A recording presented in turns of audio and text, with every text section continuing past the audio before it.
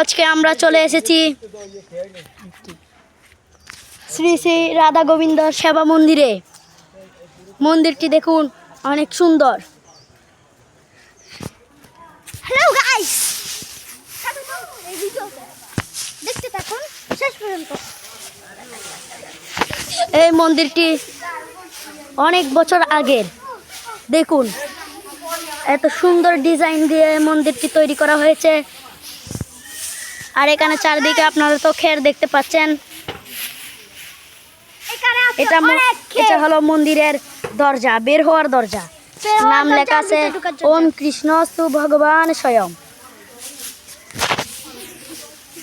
আমরা এখন মন্দিরে ঢুকবো।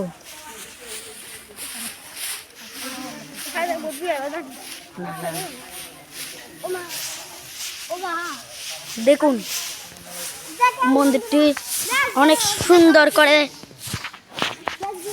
আছে।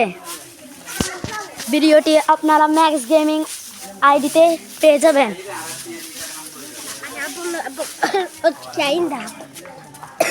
দেখুন মন্দিরটি, দেখুন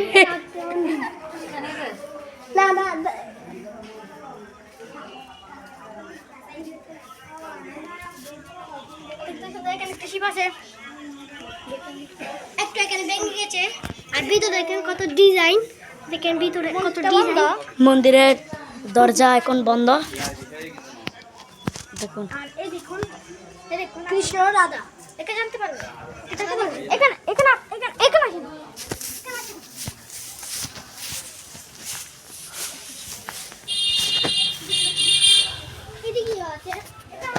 আসেন। এদিকেও অনেক মূর্তি সাজানো রয়েছে। এখানে অনেক মূর্তি আছে।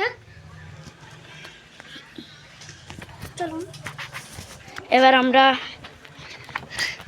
চলে যাই মন্দিরের রান্নাঘরের দিকে, যেখানে প্রসাদ দেওয়া হয়, প্রসাদ বিতরণ করা হয়।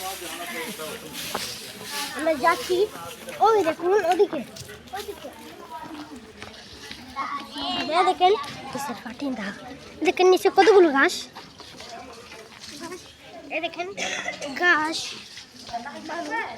দেখুন এদিকে সবাই খাবার খাচ্ছে। আর ওদিকে ভিতর হচ্ছে রান্নাঘর।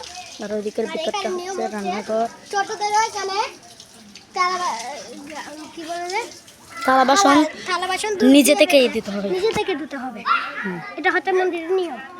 এই মন্দিরের নিয়ম অনেক মন্দিরে এই নিয়মটা পালন করা হয় না, কিন্তু এই মন্দিরে পালন করা হয়।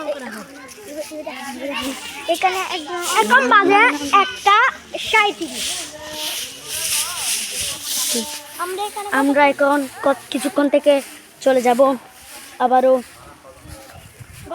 আবারও বলছি, মন্দির থেকে বের হওয়ার রাস্তা এইটা, যেখানে ওম কৃষ্ণস্তু ভগবান স্বয়ং। দেখুন এখানে আপনি বোয়ালখালী সাতক্ষীরা অবস্থিত। আপনারা চাইলে এখানে অন্নপ্রাশন করা হয়। সবাইকে নমস্কার, রাধে রাধে।